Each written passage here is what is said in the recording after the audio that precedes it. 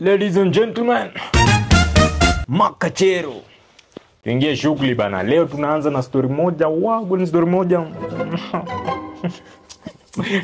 Tunaanza na story moja hapo. Kuna dem anaitwa Ntazola. Kuna clip yake tumeona online akisema that her looks are not what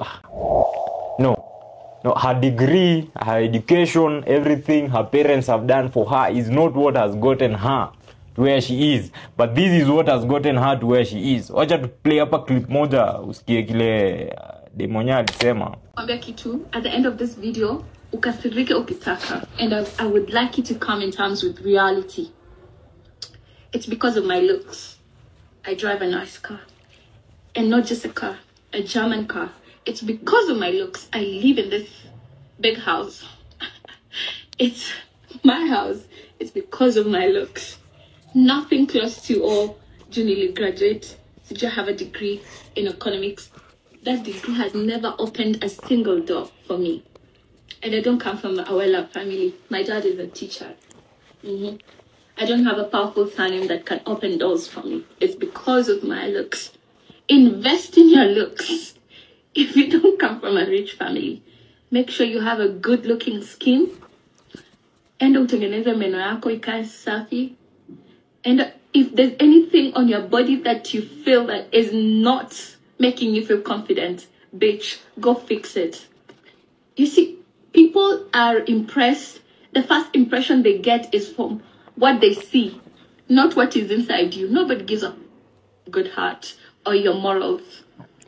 Nobody wants to walk around with someone looking like a scarecrow. Please. It's how you look, someone will like you fast. So, amesema bana kama unakaa gunia enda usaidiwe. Lakini it's sad where we have gotten in the world, because if you think about it, in quotes, a lot of young women will listen to her. You think they are picking a good message, or they are picking the other side of the world. Yeah, like she's acting like she's a role model to wasichana wengi. But she is a role model. Obviously she's a role model, but when it comes to her dad, amesema budake alikuwa model. I think he did a very bad job raising this kid.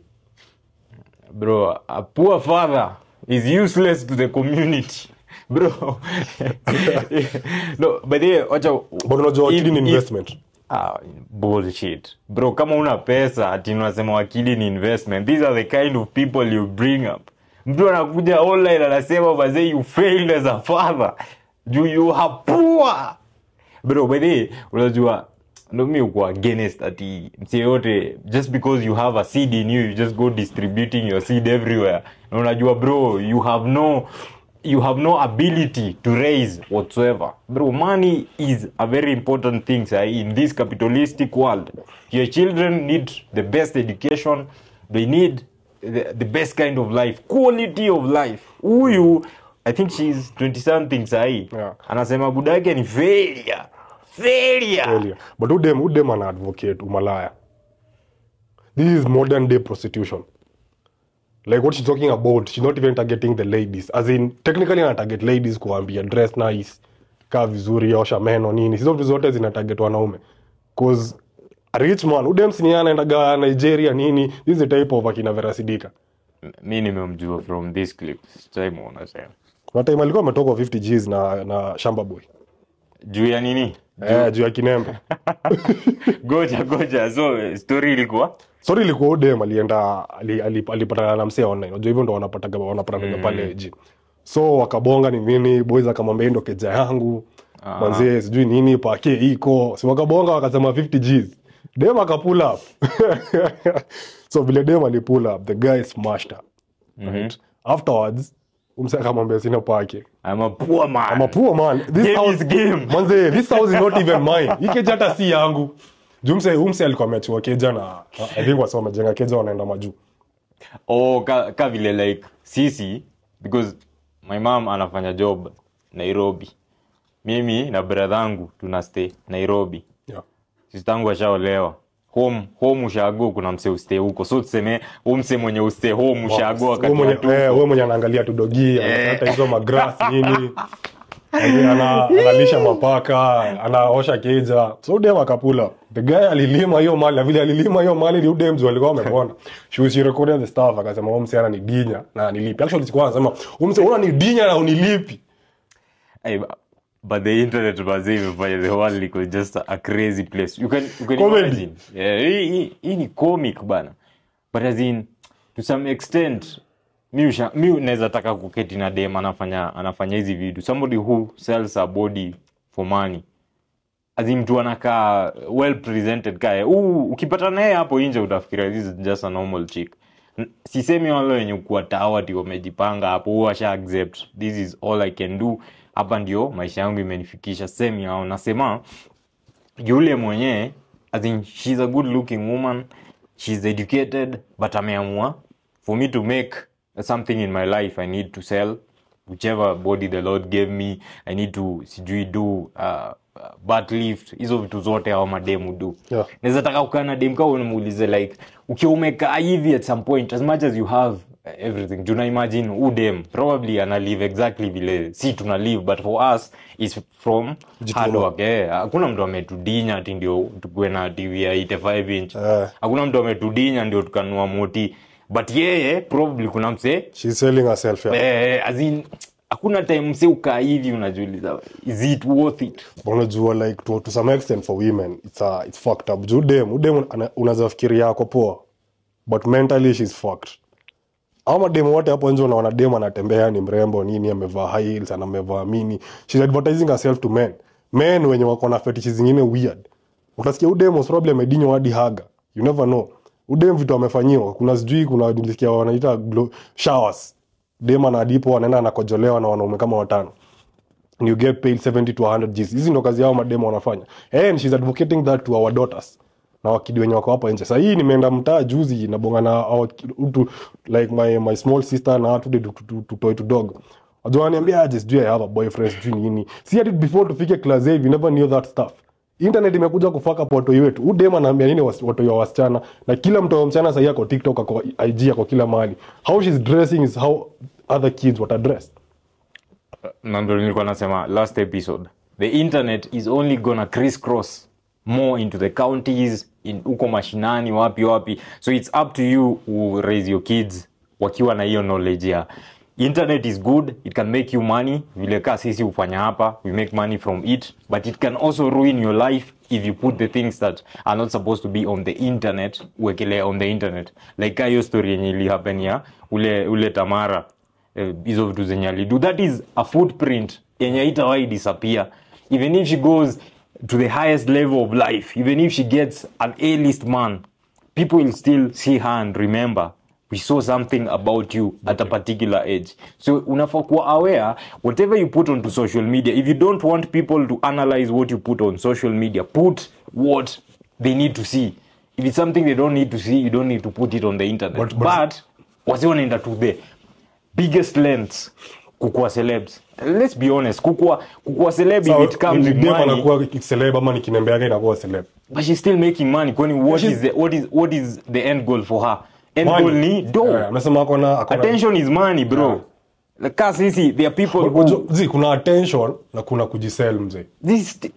What is attention? Attention ni what exactly she's doing. Akifanya hivi unadhani wanaume wangapi wanaingia kwa DM yake? It's attention. Attention is I throw a piece of meat to you, do you grab it ama unaacha ipite? For example, a lot of people wamefika to a point yenye wanajua makachero because of the attention that we have started grabbing. Before hakuna mse alikuwa ana give a shit who you are. Yeah. That attention has to convert. Na hiyo ndo kitu ana target I convert. When she does a clip like this, ana tell a man who is out there who has money, who can be like, yo, mimi nataka tu kusmash it. Sonko alikuwa anamdai. Mimi sijui. Yeah, Sonko wanted this chick. But basically udem wajua IG I had a girlfriend who alikuwa amefollow Vera Sidika, amefollow huyu, alikuwa amefollow mwenye alikuwa na expose waseju ya magonjwa. Sijui dem alikuwa anaitwa aje. So amefollow us wote, which means our say life yenye wana post online, she wants that life. But in reality, you always get your life without sacrificing your moral value, without sacrificing your soul. Judem technically ame sacrifice soul yake. Juu hebu niambie udema kwa na body count ya more than tuseme 100 na hiyo body count ya 100 hasa wako na fetishes zingine weird. Umesikia stories zina happen Kilimani? Like women are being used like literally. Dem hadi manze. But unajua ndio tunasemaga every decision has a fucking consequence. If you decide this is my way of making money, like for example for us our way of making money is technology, tunafanya jobs za tech and then we do this on the side. And we also do vituka trading on the side. So for us those are our streams of income. Her stream of income ni yenye ameamua yo, if I can get somebody, I can prey on somebody who will come and pay me, well and good. Tunasemaga kama mimi kazi yangu ni kuinua mawe na make dough, na wewe kazi yako ni kujiuza una make dough, we are all making money. At the end of the day I don't have to judge what you do, but to some extent it's not good for the society. As in sisemi ati we are so morally upright as ye hatujaifanya kitu mbaya, but to some extent if a young chick comes up growing up knowing the only way to make money is to sell yourself, tuna detriment the level of our society. Because nakumbuka tukiwa watu walikuwa wanasema fight for the girl child doesn't have opportunities. They were given the opportunities but some of them but maisha ni yake. Unajua pia tani kuulize swali pia juu tuna live in a society which is fucked up. Dem ameenda kuomba job place. So the boss tells her it's either I fuck you or you don't get the job. If I fuck you, you get the job. So difference ya dem mwenye anajiuza literally na dem mwenye anapata job adinywe na mwenye alikataa kufanya job ndo adinywe.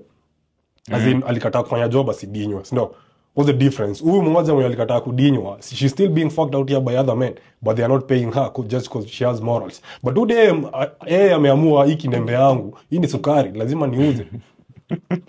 So anauza na mwenye auzi. What's the fucking difference? Like the difference is the individual. Ndio mimi usema whatever you do with your body is your own business. If you decide if I want to get a job and somebody says they're gonna fuck me and give me that 6-figure salary, well and good, maisha ni yako. As in, at the end of the day it's individual. Akunaga a way across the world. As in, tunasema sisi to get 6-figure salaries from tech companies by going to a fucking interview that you had to do like 6 rounds do upate hiyo pake. Probably ana get your 6-figure from a dude somewhere.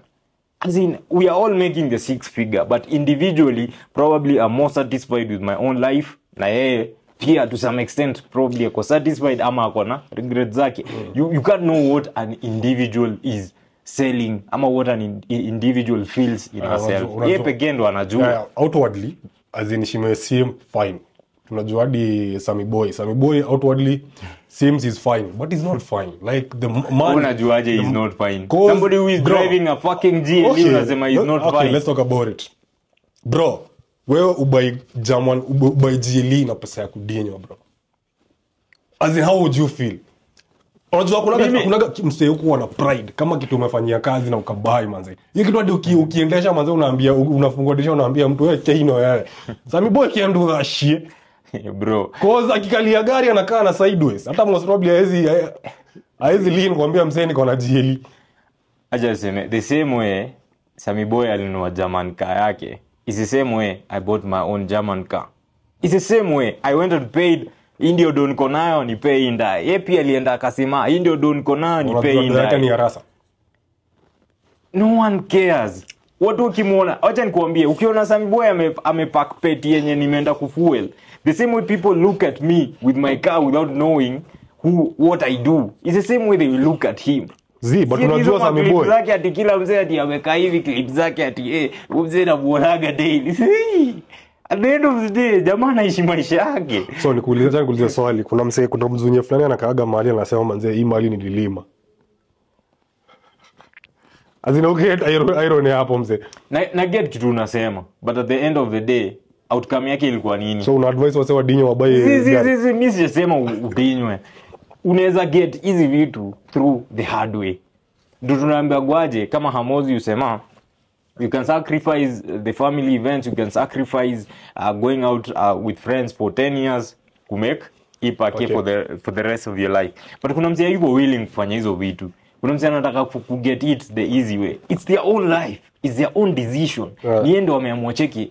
mimi I think there's an easier way to do it, and probably but ni struggle. Unajua mimi usema for real, mimi I've not come from poverty. I've never struggled. Lala njaa, kosa anything my whole life.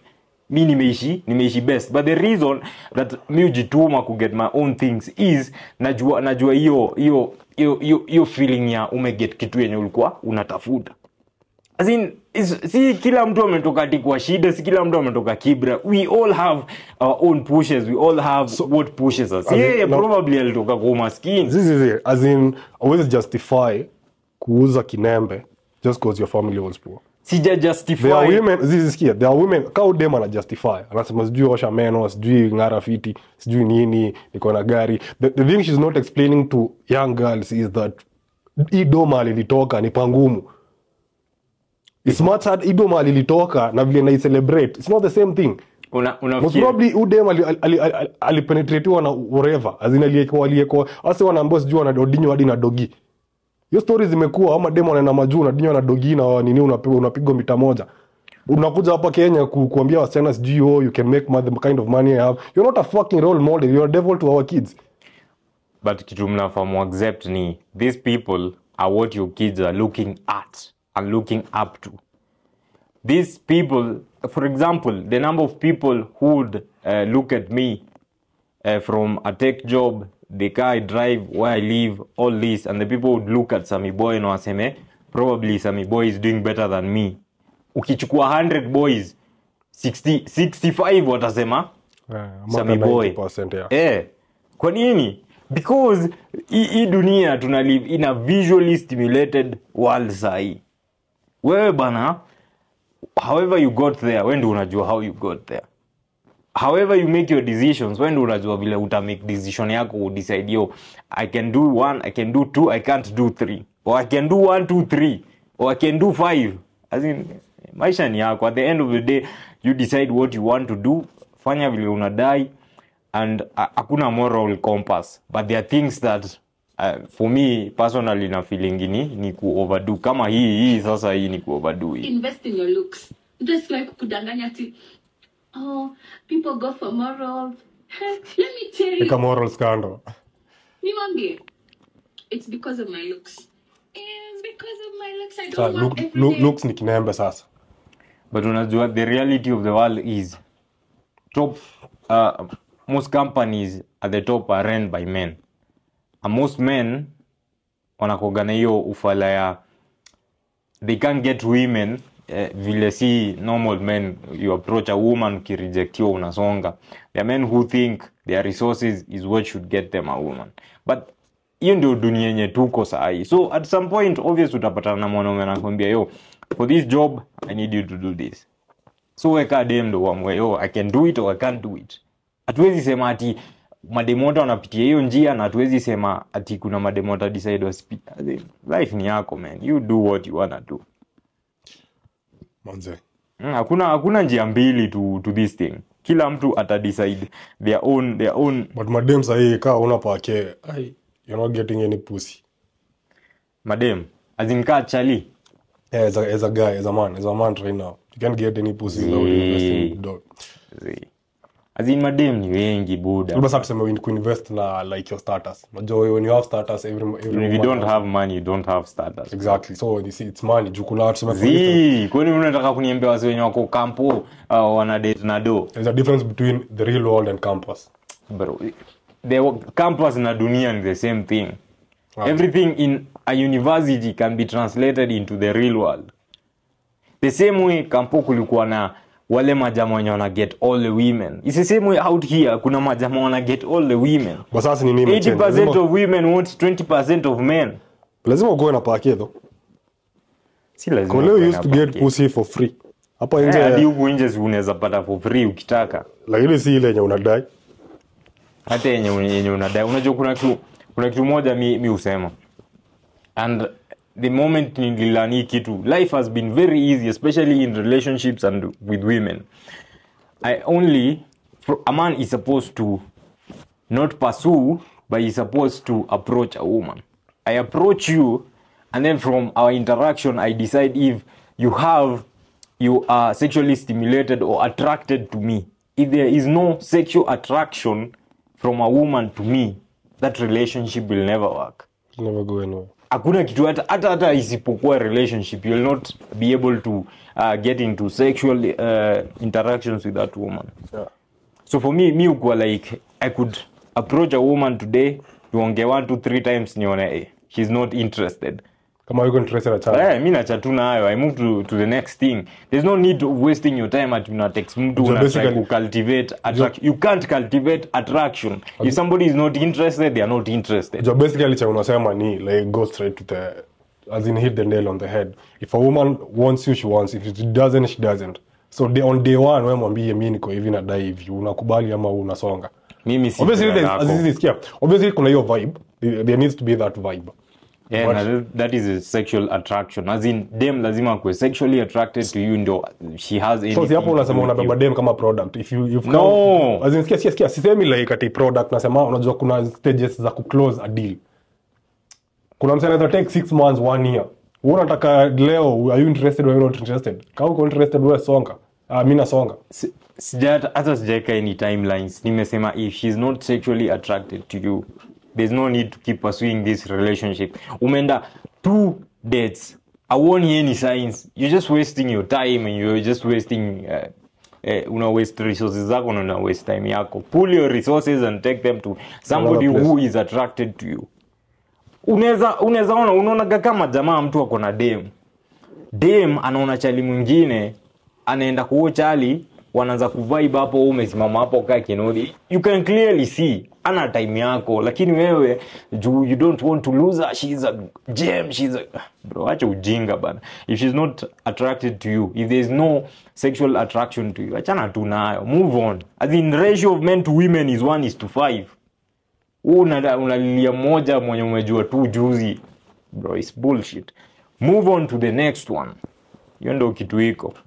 To move to the story of, kuna history ya aviator na betting imekuwa big deal in the country. Na kuna mtu anaitwa Cyprian Nyakundi alikuwa pale Twitter anasema who owns these different organizations. Okay. Akina Paka 10, akina iya na nini inaitwaje, Oscar Sudi na inaitwa sijui Bangbet. So he was just exposing who owns all these. Karauri pale na SportPesa. So he was like, there's no way these people are trying to make a law just to assist Kenyans. There is an underlying deal iko chini, ama agenda iko chini ya maji. Na pia mi I think nili tweet the same thing hiyo time niliona story ya Vieta. In any government, the government has never cared about peasants. Hiyo ndio kitu iko, because they make money from peasants. So hakuna vile wanaweza kuwa wamekaa hivi wanasema how do we make the life of these poor motherfuckers better? Bro, always wanafikiria how do I make more money? How do I become more wealthy? They don't give a shit about poor peasants. Hiyo ndio ukweli yenye iko. Na so hata mimi from thinking Aviator, yes, might be banned, whichever company owns it might be banned, but in a few months kutakuwa na somebody in that same government who launches a similar product, if not the same product. Almost probably Aviator ita remain, but they want a better deal from Aviator as the government, ama as wase wenye wako shareholders ama investors wa Kenya. Hakuna mtu ameinvest in it wa Kenya.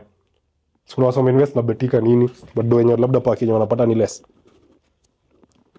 Most probably there is somebody they want to remove from that hizo dealings zote ndio wao kueondo because there is a lot of money in gambling. You know, every day a new company is launched on betting. Kuna do mingi sana. So hapo kuna pake. Kuna do mingi na majority of people lose. Ni kama tu in trading. There's a lot of money in trading. Na when you wanna control the big hubs ndo wana make the majority of money. So msako kwa gavako like yo, how can I get a share of this cake? Na hivyo ndo itakuwa mzee. So there's no way the government is out to help you. The government is out to fuck you up. Nobody cares about poor peasants. Nobody gives a fuck about poor people.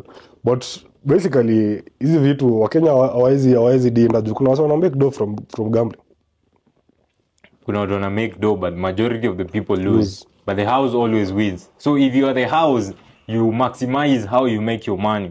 Na ndio maana anyone who gets into government or anyone who gets into your point here, they can make the law to it change a particular thing, bro, if it's affecting the money they make, they're gonna make a change in that law. Unaambiwa kama wase wakiambiwa tuseme ka uende hapo tauambia wase chiki hapa nataka mcheze ka game hapa, mtu mwenye atashinda hii game tuseme ni kadi ama karata, mtu atashinda hii game nampea mita. What is the propensity that these people will cheat kwa hiyo game? 100%. Sasa niambie somebody who has $1 billion on the line, uze ako willing kufanya nini? Bro, you unacheza bala. Alafu utapata kuna Wakenya juu, I think we posted a video last week. Tukapose ukasema easy gambling sites they are being banned. Wase wengi hapo wana support. Ya say manze ban stuff like imefanya vijana wetu sijui nini. Every fucking time manze our politicians, the people in power wanabebaga Wakenya ujinga. Those people who are not intellectually smart to know what is going on the ground. These people are banning these sites to create other sites for people. It's all about money. Ni karata as in ni pay, kupay. It's a game. And every fucking time peasants, as in every fucking time, the people in power wanakuagana the best hand. Peasants ndo wanakuagana the worst hand. Wewe hata ujui umeshika kadi gani. Vile Trump usema I hold the fucking cards. Alafu China wanamwambia we created the fucking cards. Bro, unacheza. Uki understand how the world in general works, uta come to understand it's all about microeconomics. It's all about kwako ka economy kako unadu nini. How like una benefit aje? Juu hii bana hii ecosystem bana haitaki punis, haitaki weakwe. Manze we unda pake yako, we jua vile unaunda do yako. If you're not stealing from anyone, we jua tu vile unaunda do yako. But never expect a government to help you. The government is there to satisfy their own needs. Hawa say what the reason wanakuagana like unasikia manifesto zao, we are gonna do this, we'll build this for you, we'll do this for you, and then they get in wanaambiwa na the men in black suits. Bro, what did we talk about before I funded you? As in it's an ecosystem. Ukilinganisha na ecosystem, for instance, like when you talk about a pack of lions, kuna lions, there are different packs of lions, right? So hapa hivi ukitaka kuchukua territory ya mse as a lone lion, you need to kill the alpha of this pack and take over the fucking industry. Same thing us when you're in power wanafanya. Remove these people when you wanna make money, wanazipeleka other countries. We invest in that shit. Bro, it's all about money. But money is a good thing. Whereby now I was cause do. As in unaweza kosa kuwa like the wealthiest people, but kuwa na paki yako maze, kuwa unaishi fit, kuwa unaishi best, kuwa as in aulaki hizo vitu za kawaida. As in useme maze unaingia super huwezi buy kitu unadai. There's a problem hapo. Enda utafute hii paki. Umeacha kuwa maskini, sikutaacha kuangalia price tag. Hey bro, lazima uangalie price tag bana. Sasa unaangalia price tag bado hujatoa kwa maskini. Buda. Hizo zinakuaga quotes tu online. Unacheza Hizi kama unaangalia hadi price ya chumvi. Wazee waangalie price hii dunia ni price pekee. Wazee wa Abu Dhabi. Sisi wote hapa tunaangalia price. Unacheza hizi. Kuna price tag wewe angalia kama unaenda kuangalia price tag ya mkate. Hizi kwa obviously imepita 100. Inamaanisha ukiangalia nini unaangalia. Na kusema msane zengi ati showroom hata ulizi gari pesa ngapi. Kwenda. Wazi unajua wazo ngapi? Kenya kuna wase kadhaa, kuna maji kadhaa Kenya. Wangapi kuna yeye unajua. Unajua bedhe you falenyu hapa ati online anasema mimi najua wase wengi wako na do. Unawajua aje? Kuona mtu online si kumjua. Mimi hakuna mtu najua angalia price tag. Wewe kuna mzee unajua unaweza call saa hiyo mshtuo mwambie hiyo cheki twende tuchukue. Hakuna bana. Ongelea mabigi wenye like mabigi unajua bigi mgani? Kama Ruto ni bigi. Ruto unamjua ama unamuona? Kwenda huko bana. Nika kuna boy fulani hapo asheni show aje. Wazee mimi sasa nina make do mingi. Hadi sijui nifanyie nini hiyo. Then nikamuuliza, "Sasa tunaweza enda tu buy hanga?" Kaniambia mwambie acha ujinga. Kuna pesa uko nayo bana. Wazee wenye wako na do ni msi hadi ako na hanga, msi akona ka Gulf Stream kaki. Huyu msi akona paki. Hanga ni nini? Hanga ni place ya kupark ndege. Okay bro. yani Lakini unasema tu parking there. Umse lakini anauzaga. Si unajua hizi mastaff maboys, makul kidu vuta zindagwaje? Zinaitwa vapes. Hizo mavape yauze hizo mastaff. Na poko na magarage zake kadhaa. Unasi kadhaa mazee wanapake. Kuna wasi wanadoa hapa nje. Mi udeal na msi mwenye anaweza access, msi anaweza muuliza check. Bro will do nini 1 2 3. Aniambie nilidu 1 2 3 kufika hapa. Hawezi sema ati nitafanya zile mavitu mabilionea ufanya na hujui hata bilionea moja. So as in life lazima unachukua kwanza ile meza uko nayo, una outgrow hiyo meza. Una mtu meza ingine. Kibe anaweza kuwa na hanga. Kibe ana hanga. Kibe sahi anahangaika bana. Na ubina. Budu unajua wazee wenye wanaweza kuwa kuna hanga Kenya, labda akina Wanjigi wako obvious wako na hanga. Akina Unye ziko sawa. Unye obvious. Hiyo bana hao ni wase wa generational wealth. Ni wase kidogo sana. Kabogo kuna hanga hapa Ruiru. Kabogo pia I think yes yedi ako na launch pad kwa ile hoteli yake huko hapo Ruiru. Hapo ndo weka hiyo ndege yake hapo. Kuna wase wako na pake mazee, kuna wase wako na do moja wazimu. Naweza paka pia mimi mazee. Tunapata aje hiyo pake? How advice yani is how to mimi sina hiyo pake. Mimi si bado natafuta njia za kumake hiyo pake. Unaona ningekuwa hapa bana. Mimi sina hiyo pake lakini nitakuwa advice. Mimi siwezi kupa advice. Unaomba kwa wazee. If somebody doesn't have what you want, don't listen to that motherfucker. They're just wasting your time. Na wanakupigia kelele tu kwa masikio. Bro, if me I have what you want, listen to me. If I don't have what you want, usinisikize na kuwestia tu time yako. I will never get you to the point that you want to get to. But kwa jamii naonaga like this is straight from a view of someone who wants a fucking podcast. Everyone mwenye ako online apiga kelele. Anado. As in there's an angle. Kuna angle yenye ana target ya kumake do. Obviously anaweza kuwa na pake. But for him that's business.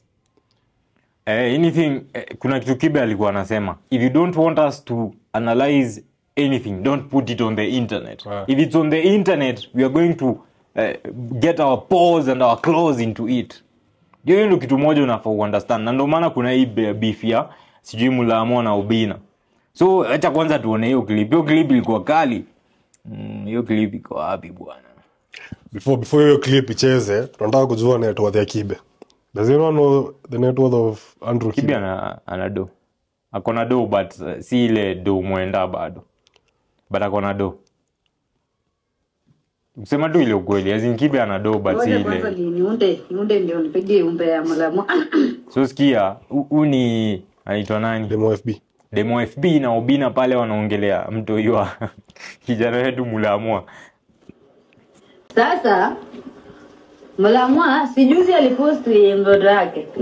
Kuposti hiyo Wakenya si wakareact. Mwingine akasema mdodo wa Mulaamua anakaa Papa Shirandula.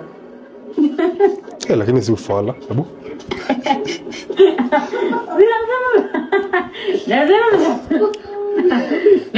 So indo clip mazee ilifanya mzee Mulaamua akakuwa amekula nari mbaya na mzee Obina.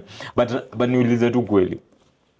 Anytime you put anything on the internet, somebody will take a third eye into it na atasema kile anafikiria. So that is the same thing that happened here. Of course inaweza kuwa a bit overboard juu ilikuwa mtoi. But at the same time, if you don't want it analyzed, don't put it on the internet. But if you want it analyzed and be true, usifanye DNA. Sio mtu anakaa Papa Shirandula though. Let's be honest. Nika vile Magic Senga, the lyrical, as in the beats genius. Alikuwa producer or something. So this guy aliambia mtoi wake anakaa dhag, anakaa mwizi. Of which unajua jeans zinapelekana.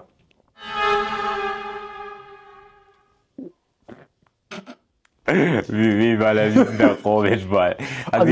As in kiangalia, as much as tunasema don't put it on the internet, as in kuna pia mazee limits. Acha tu na mtu yao msee. Especially juu wani watu hata wako less than 10 years. Hata wajanza kubanja, wajue anything. Huko tu na analyze huko. Mbona sugarcoat though? As in weka ukijua tu. Kama inakaa lazima useme. Yeah, kama inakaa lika bro. Kama inakaa account inakaa. Kaina kama hii ni kikombe. Kaina kama mic, hii ni mic. Kama msana anakaa dhag anakaa dhag. Like tusisugarcoat, acha tuongee ukweli. Demo wa Facebook hakuna anything amefanya wrong. This joke. The only way you can prove that shit mtoesi wa Papa Shirandula ni ufanye DNA. Wase hata wako wanasema ni wa Papa Shirandula. Kuna semblance. Papa Shirandula hata alikufa kitambo mazee. Si labda alidinya wewe unafungaje? Alikupata kitambo. So unataka kusema reincarnate nini? Nyinyi pia mnapenda kuchachisha sana. But runge kwa mlamu unakula nare. Ziwezi kula nare. As in anything you post on the internet. Kama sisi upashwa. Every fucking time wasee wanasema sijui nakaa mwere, nakaa fala. Sijui mnapiga county, mnakaa sijui aje. Everyone has an opinion. Everyone is entitled to the opinion. Talk how you want, talk shit like bro. I'm not as in ukiumejifunika unajua kama for instance kuna history ya the guys in the US wenye wako uni wenye wanaambia wase wa Kenya and these African countries wafanyie assignment. So dem anaambia best yake I got a professor from 5 ama whatever. Msee amekaa kwa bed sitter yake hapo, hakuna maji, hakuna hajalipa any bill. Like that's the professor you're talking about. So the person on the other side, you don't know who they are. You don't know me, I don't know you. You don't know me anything, I don't know you anything. So fuck out of here, man. Talk how you want. No one gives a shit. Like I'm a keyboard hero. Sometimes you as in when I get to some extent, like I make sense. This guy like Pandit, umse anaitwa Ian Wright. He gets over 10, 20, 50 DMs. Wasa wanamuita nugu, wanamuita monkey. Si Ian Wright hadi time alikuwa acheza ball alikuwa na issues za racism. Exactly. Like as in na every day akishow up, ana show up job. Like he seems like hakuna anything that is going on. Utakosa kukula ati jume tusipo. Exactly. Yeah, nitakosa kupost video yangu jume nitusi. Fuck you. Hapa ndo natoa unga. Unga iko hapa. Fuck you. Go die motherfucker. Enda udedi.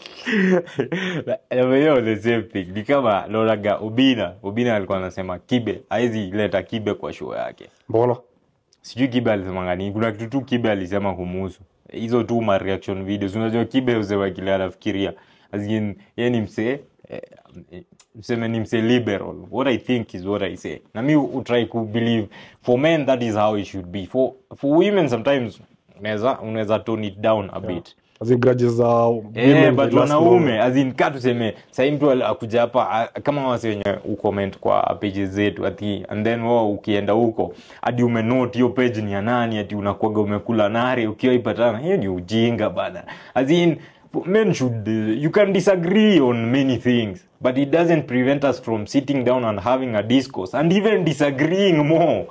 As in mwisho wa siku bwana, we are on the internet to look for money. We are not on the internet for anything else. But if Bina is how he portrays himself on the internet, he's a fucking clown.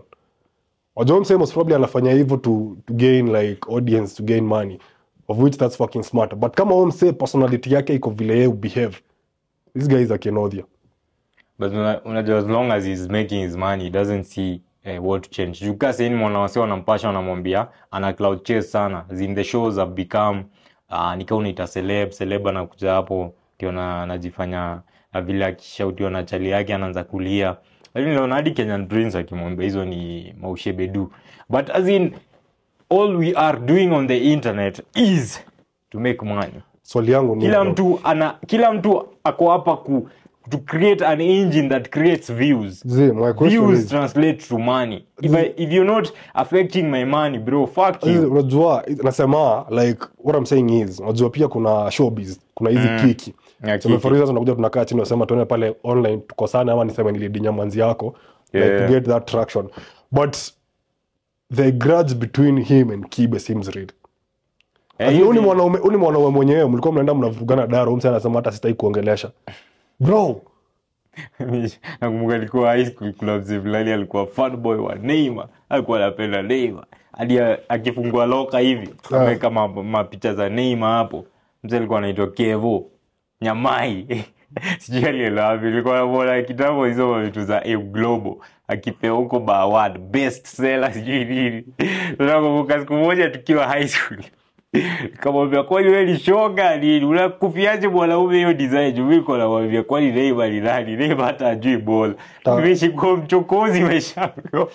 Mzee unajua tulipigana. Alafu sasa unapigania mwanaume kwani umechizi. Zingine zinabidi kwanza tukae chini tuvurugane, tujue ni aje. Sawa.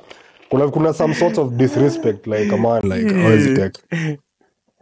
Kuna vile unaweza nibeba pia ni wewe umenibeba ndogo. But mimi sijui nani alisema nini. But unajua pia Kibe sometimes anasema some shenanigans hapo.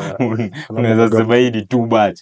But sijui alifanyana nini. But hiyo ya ukaril wewe usema wezi mhost. Tunishaona hata wasema. But Kibe anaga noma. All the people Kibe alikuwa na passion. Like he was doing that for the biz, for the dough man. Juebo angalia kama yeye na Eve Mongai. Beef iliisha. Angalia yeye na academy fulani Boyna. Beef iliisha. Like they sat down, they talked. We were in the same fucking industry. We make money. But as in Ogo Bina kukaa chini aseme like I will never host Kibe.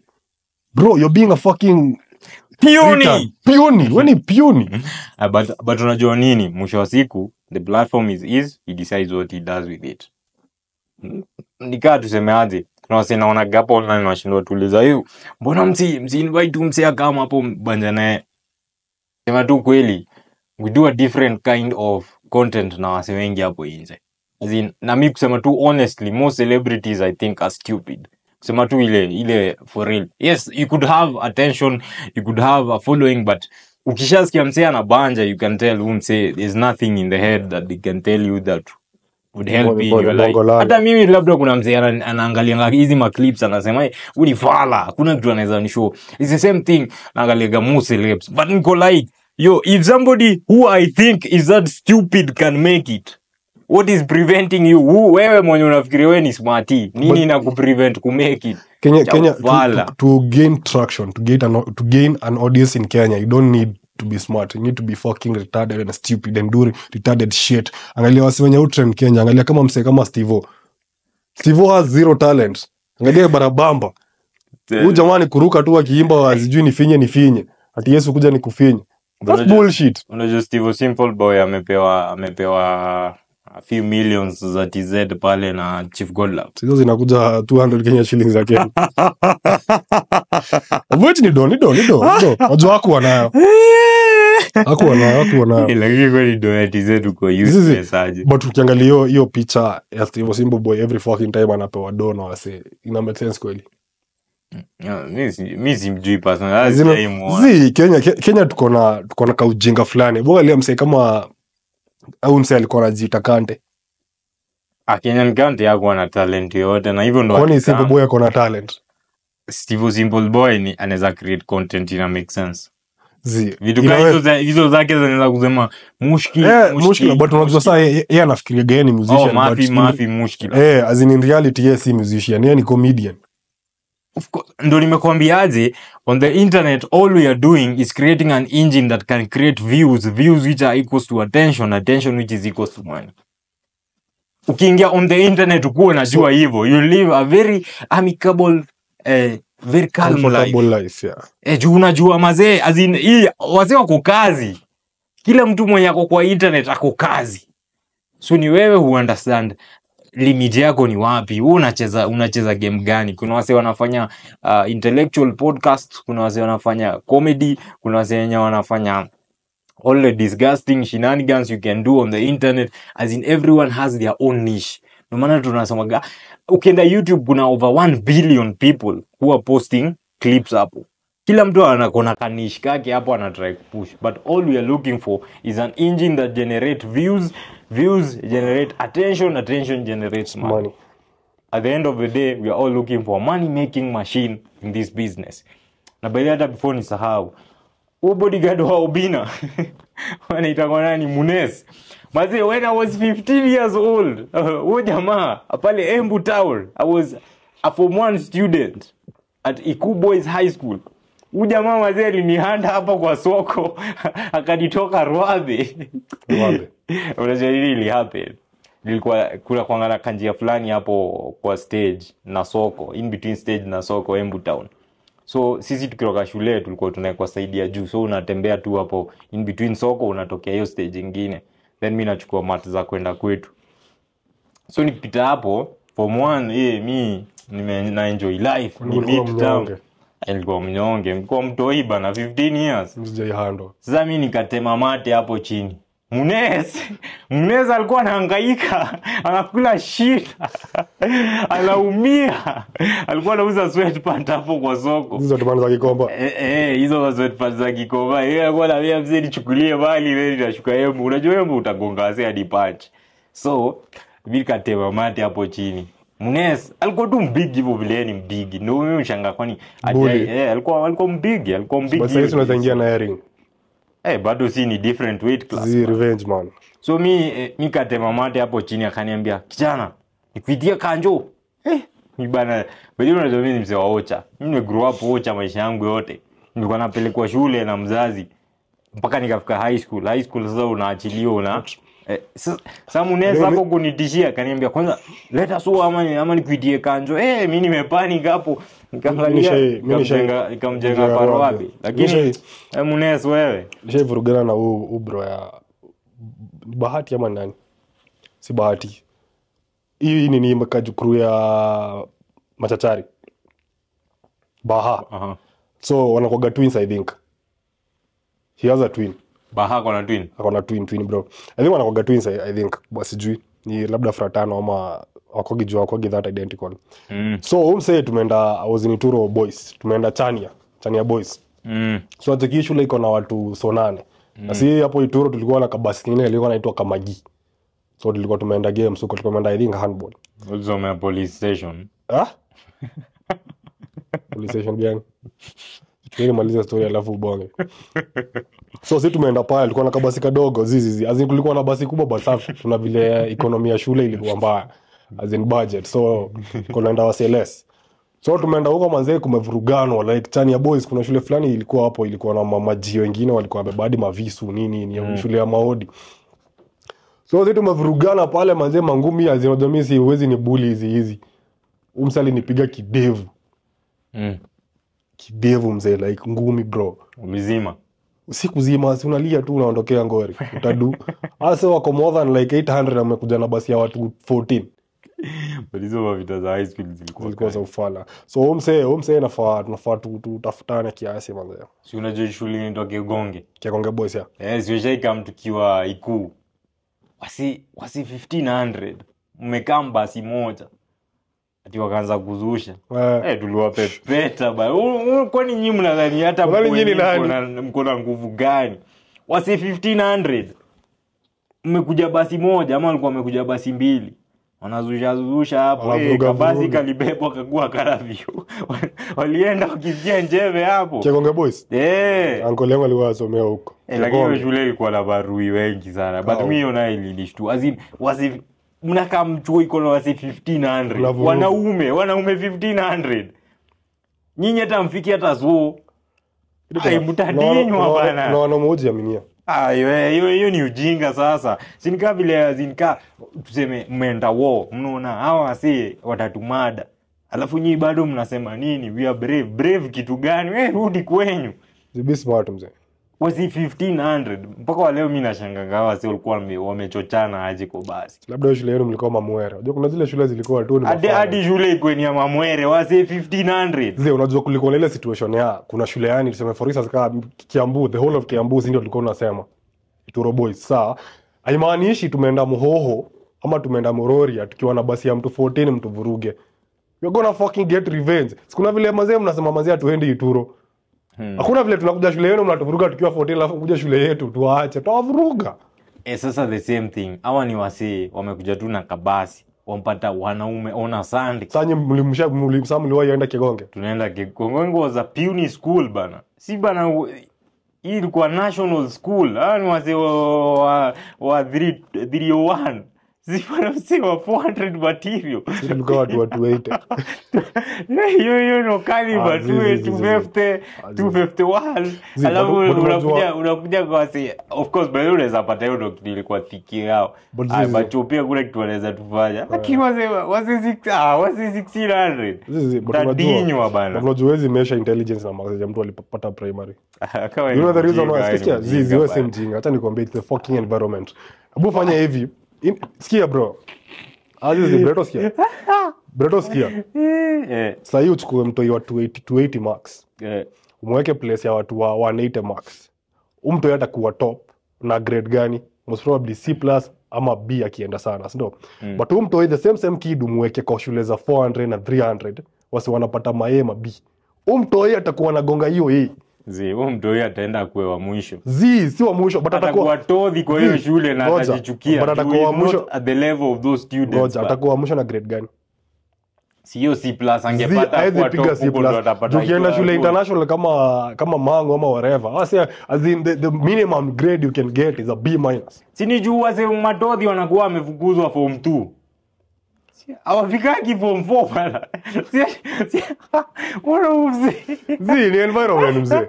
Azin ukieka mzee sikia. Breto sikia, ukieka mzee mjanja hapa na matodhi. Mzee mjanja atakuwa todhi. Ukieka mzee todhi kwa wajanja, lazima manzee adapt, lazima akuwe mjanja. Lakini atakuwa mjanja, but mjanja wa mwisho. But ni mjanja.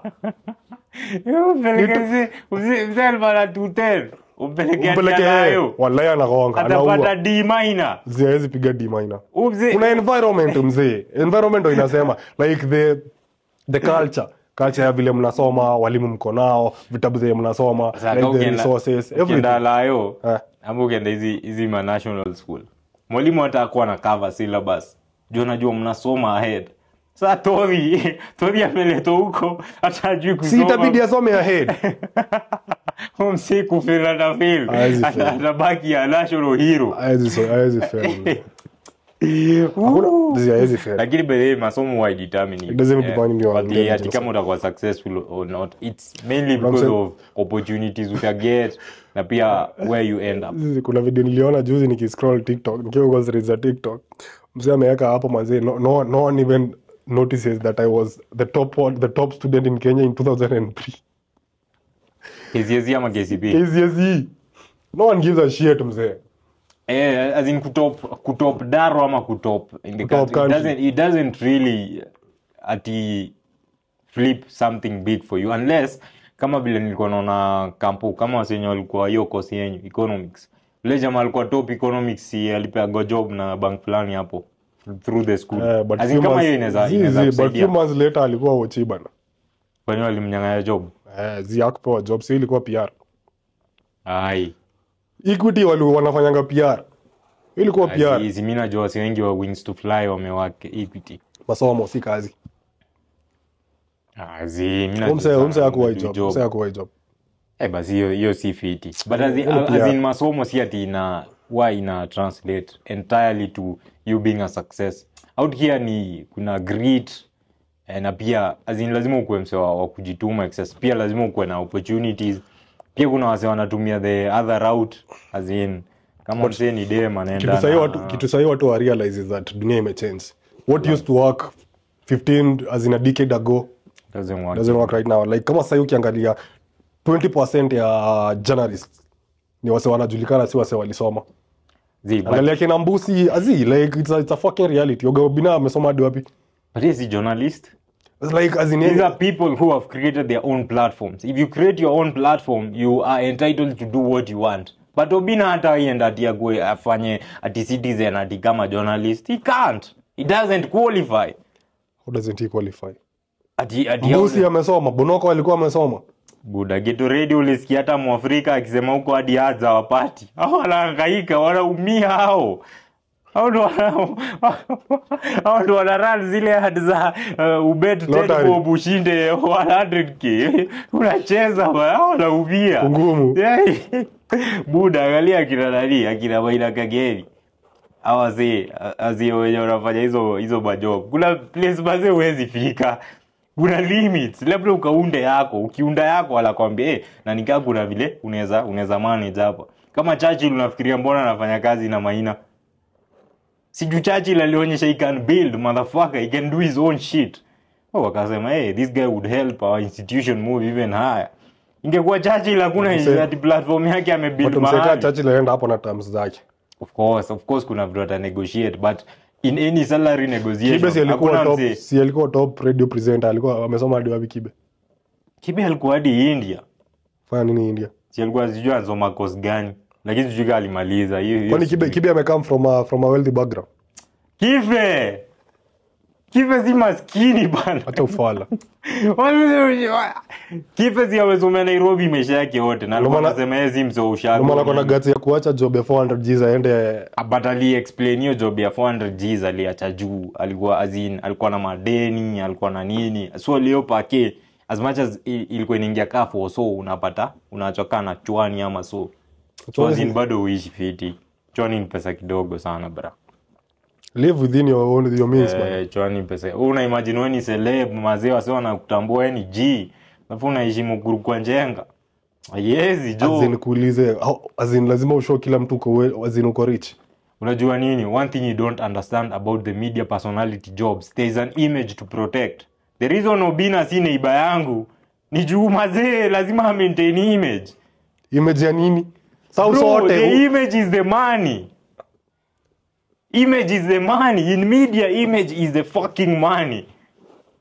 So go broke juu una try ku create an image yenye azin lazima ujue pali utachezea. But the image is the fucking money in media. KPC yako na image fit online anaishi Kawesta. KB nani? Kenyan Prince. And Prince is just a clown making noise on the internet.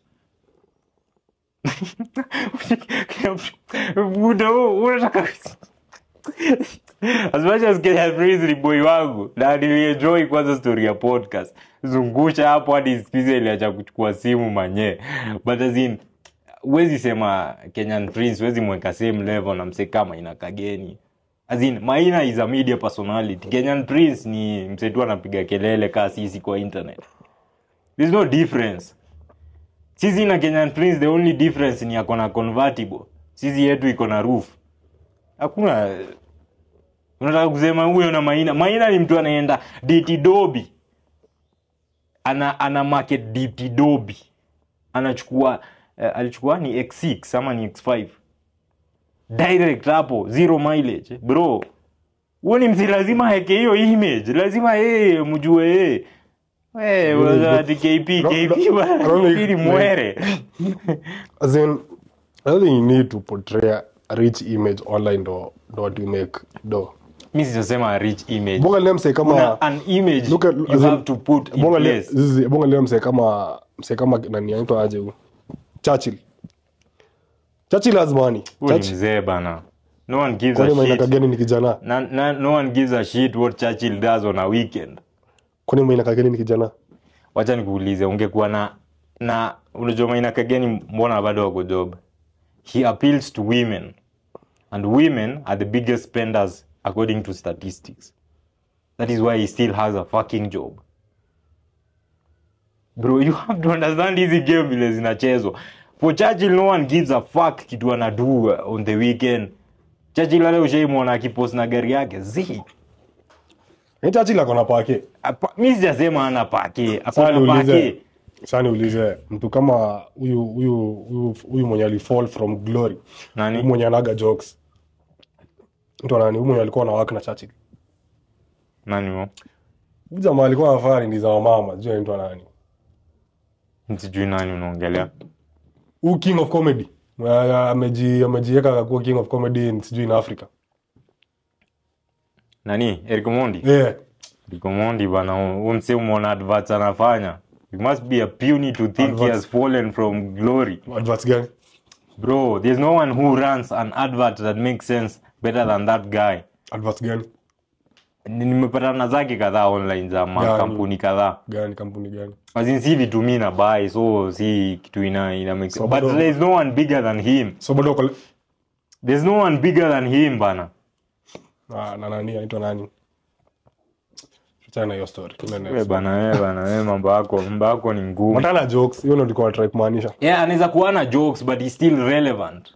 No. He's not funny anymore, that's what I mean. By the way, hakuna comedian anaweza kuwa funny 20 years. Kwani unatoa jokes zako wapi ba? Kwani unajiundia jokes? By the kubamba wazee, hata kubamba wazee for 1 hour straight. Si kitu rahisi bana. Kitu rahisi. Kitu rahisi wewe umenichekesha hapa tangu tuketi hapa. Kwani sasa unadu. Sasa unacheka tu jina. Sasa unacheka. Woo! It's been a fantastic episode. Kijana.